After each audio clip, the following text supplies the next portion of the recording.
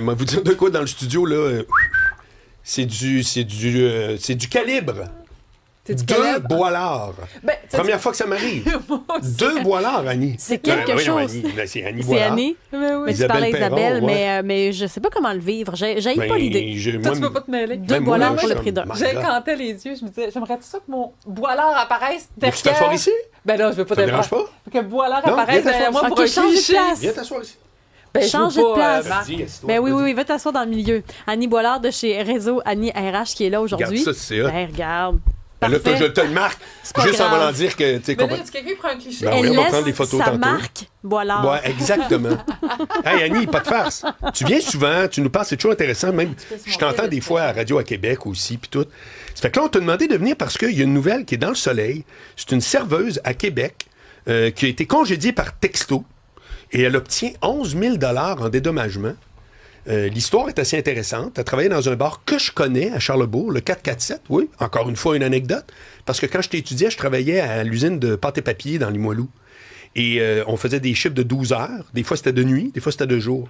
Et quand on finissait à 7 heures le matin de nuit, où est-ce qu'on allait au breuvage? Le 447. Eux autres, il y avait une clientèle de gars qui sortaient de l'usine puis qui étaient sa bière à 7 heures le matin. Je trouvais ça très rigolo. C'est cet endroit-là où il est arrivé l'incident. Oui, puis il est arrivé à l'altercation entre 2 employés. Puis finalement, le patron a décidé de s'en mêler puis de supprimer, de flusher, comme on dit en bon québécois, la serveuse par texto dans la nuit. Il me semble que ça n'a pas de bon sens. Il y a plein d'affaires qui n'ont pas de bon ça, sens Annie, dans cette histoire-là. On va en avoir pour une longue liste. Alors, le fait qu'il y ait eu une intercation... En fait, l'employé était là depuis longtemps. On parlait de 8 ans dans son poste. Ensuite, il y a eu une intercation. Ensuite, il n'y a eu pas d'intervention du gestionnaire. Il y a eu une mise à pied. Déjà, on se pose des questions par texto. Ensuite, c'est allé devant les tribunaux. Il semble que l'employeur soit n'était pas présent ou n'a pas défendu son cas ou n'a pas expliqué sa position. C'est une file de choses un peu bizarroïdes là, qui se sont produites dans ce dossier-là. J'imagine que les gens qui nous écoutent, ils se disent... OK, bien là, on peut imaginer que les employeurs ne devraient pas congédier les gens par texto. Ça, on a tous le bon jugement de faire ça. On va rajouter que c'est pas juste une question de jugement, c'est parce qu'il y a beaucoup de lois d'impliquer quand il y a une question d'un congédiement. Donc, c'est pour ça qu'on impose à l'employeur de réfléchir à son histoire, de documenter sa réflexion, de justifier son explication aussi à l'employé. Incluant dans un bar, hein, c'est ça qui est intéressant. On pourrait penser, genre, ça, c'est pour Bombardier. Non. Il y a une relation entre un employeur, même si c'est un petit commerce. Mais c'est les mêmes lois. Absolument. Puis merci de le réitérer. La coiffeuse du coin, le garagiste, le bar, les lois de l'emploi s'appliquent pour tous les employés à partir du moment qu'il y a une relation d'employé-employeur qui est en cause. Moi, une question qu'on me pose souvent, c'est comment ça se passe quand il y a un congédiement? Qu'est-ce qui se passe de l'autre côté du rideau? Tu sais, du côté ressources humaines, entreprise, comment vous faites ça? Puis à quoi, comme employé, on peut s'attendre comme traitement? Souvent, la question en filigrane, c'est ça commence à chauffer un petit peu pour moi dans mon entreprise. Ouais. Qu'est-ce qui va se passer comme prochaine étape? C'est quoi les processus normaux? Donc, on peut peut-être les définir ensemble. Ben oui. Quand il est question, je vais dire des processus, comme je disais, normaux, là, c'est-à-dire le processus standard, c'est que typiquement, il va y avoir ce qu'on appelle une gradation des sanctions. Ce qui se passe derrière ça, c'est que notre législateur a déjà identifié que congédier quelqu'un, c'est un peu comme la peine de mort, mais dans le monde du travail. Professionnel. Ah, exactement. Donc, on veut donner le plus de chances possible à l'employé de rectifier son comportement. On n'impose pas aux employeurs de garder à leur emploi des employés incompétents. On dit, donnons-nous une chance de bien se communiquer ensemble, de bien donner à tout le monde la chance de se rectifier, puis avant de congédier quelqu'un. Donc, la chaîne logique qui va se produire, c'est que d'abord, il va y avoir un avertissement. Souvent, il est verbal, mais on va commencer à officialiser la démarche. Donc, la personne va savoir qu'il s'agit d'un investissement. Un avertissement. Merci. Dis-le à l'envers, bon. Ensuite, on va évoluer vers un avis écrit, parfois un deuxième avis écrit. Il va y avoir souvent une suspension, deuxième suspension. Il va parfois y avoir un avis de la dernière chance avant d'en arriver à un congédiement. Mais ça prend de l'investissement du gestionnaire. C'est pas tout le monde, j'imagine, qui fait ça dans les règles de l'art comme ça, là, si t'es pas dans un milieu syndiqué. OK. Alors oui, ça prend du temps. Ça prend du temps et de la patience de gestionnaire. Ça prend de l'investissement. Moi, je dirais c'est ça, un job de gestionnaire. Quand tu es un gestionnaire d'équipe, pas juste de projet, bien, ça fait partie de ce qu'on s'attend de toi. Oui, mais on le voit pas tout le temps. Oui, mais c'est une négligence qui n'a pas d'excuse. Exactement, parce que moi, j'ai des amis qui en ont des bars, là, puis ils font ce que tu viens de dire, Annie Boilard. C'est genre, façon... il y a eu le verbal, après ça, il y a eu un truc par écrit. Et je veux dire, à un moment donné, sérieux, on te demande pas de laver tout et vite 4 fois par jour. Je suis d'accord, mais si je pose la question, c'est qu'il y en a plein qui font pas ça. Non, je réponds pas à toi, là, mais à ta question, je me permets de compléter ça. Absolument. Puis, tu sais, c'est pas une question de ça me tente pas, ça devrait être mon cas ou pas mon cas. Là, il y a une législation qui encadre tout ça. Fait que c'est pour tous les employeurs. C'est sûr qu'il y a des cas d'exception. T'sais, on ne saura jamais dans l'histoire, du moins dans ce qui était donné dans les médias, qu'est-ce qu'il y a eu comme intercation avec l'employé.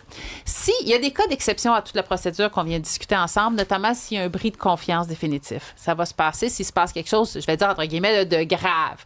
Si, par exemple, l'employé avait menacé l'autre employé, OK? Ce genre de truc-là.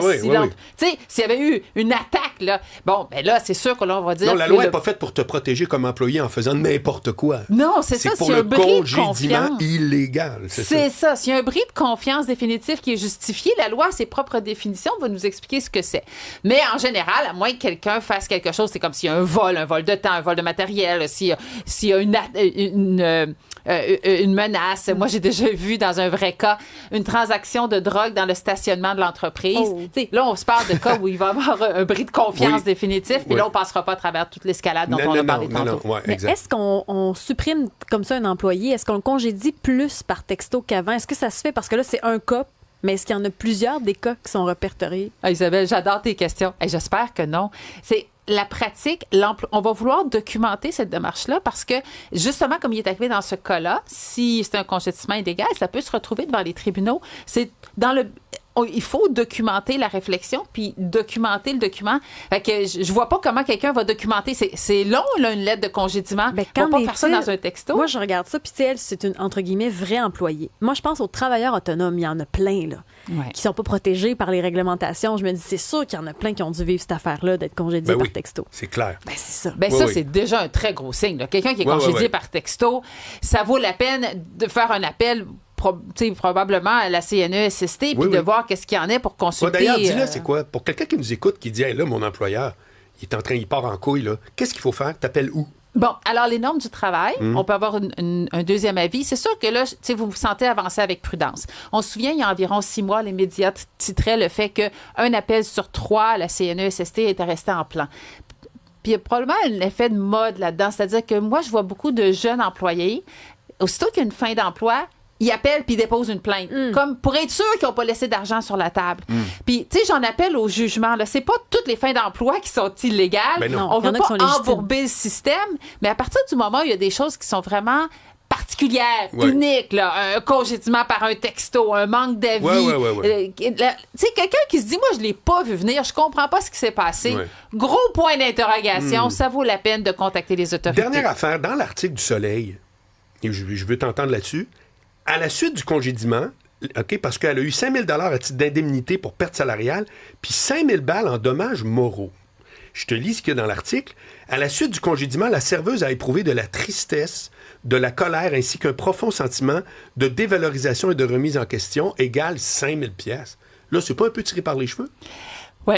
Moi, je suis pas avocate du travail, donc je vais pas me prononcer sur cet élément-là. Non, mais selon ce que tu as vu en général. Oui. Habituellement, l'indemnité, pour ce qui est de la partie de compensation du salaire, c'est calculé en fonction... C'est une formule assez complexe. Il y a... On peut se donner une règle de pouce là, pour aider les gens qui nous écoutent. C'est environ 1 mois de salaire par année de service. Bon. Mais il y a plein d'éléments qui vont venir pondérer ça. Par exemple, l'âge du candidat, la facilité ou la difficulté à trouver un nouvel emploi. Il y a des éléments qu'on va mettre dans l'équation. Ça nous donne une idée. Fait que là, pour le premier 5 000 $, on sait que c'était 8 ans. Bon, c'est probablement une équation autour de ça. Pour la deuxième partie, ça l'appartient plus aux tribunaux. Mais c'est vrai que moi aussi, j'ai été surprise. J'ai été surprise. J'ai trouvé que c'était très élevé. Usuel, là. J'ai trouvé que c'était élevé. Mais est-ce que c'est un message que tu vas envoyer quand tu fais une sentence comme ça? Des fois, c'est le cas pour « Hey, on veut pas que ça se répète, fait qu'on met quelque chose d'intense. » Il y a probablement quelque chose là-dedans. Comme on disait tantôt, il y a une succession de choses bizarroïdes de la part de l'employeur. Tu sais, le texto, la non-justification du geste, le fait de ne pas avoir défendu ou de ne pas s'être présenté devant les tribunaux. On ne sait pas exactement c'est lequel des deux. Tout ça fait probablement que ça l'a beaucoup aidé du côté de l'employé dans cette histoire-là. Merci beaucoup, Annie Boilard, présidente du réseau Annie RH. On se revoit bientôt. Plaisir. Bonne journée à vous deux.